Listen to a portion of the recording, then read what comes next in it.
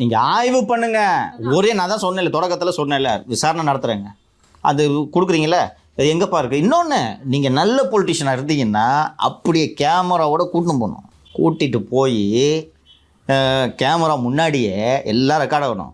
எடுத்துட்டு என்னையா போடுறது, கொஞ்சம் கூட ப்ளீச்சிங் பவுடர் ஸ்மெல் வரல, நான் கூட பான்ஸ் பவுடருன்னேன், இது சாக்பீஸ் பவுடரு என்று சொல்லி எல்லாரையும் சஸ்பெண்ட் பண்ணுவேன் என்று சொல்லி, தம்பி நல்ல வேலை பண்ணீங்க என்று சொல்லி முடித்து விட்டு அப்புறமா வாணிசி அனுப்பிச்சுக்கணும் வீட்டுக்கு.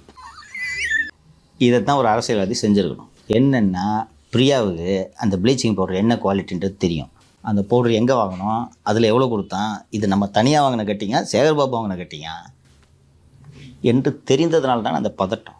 இன்னொன்று, கேமராவில் ரெக்கார்ட் ஆகிட்டுருக்குன்னு தெரியுது, கேமரா ஆஃப் பண்ணுங்கன்ற ரெக்கார்ட் ஆகிட்டுருக்குன்னு தெரியுது. இப்போ என்ன பான்ஸ் பவுடராக கொடுப்பாங்கன்னா உங்களுக்கு எங்கேருந்து இவ்வளோ ஆணவம் வருது? இதில் உங்களுக்கு சுகாதாரத்துறை அமைச்சராக ஒன்று வேறு ஆசை இருக்குது.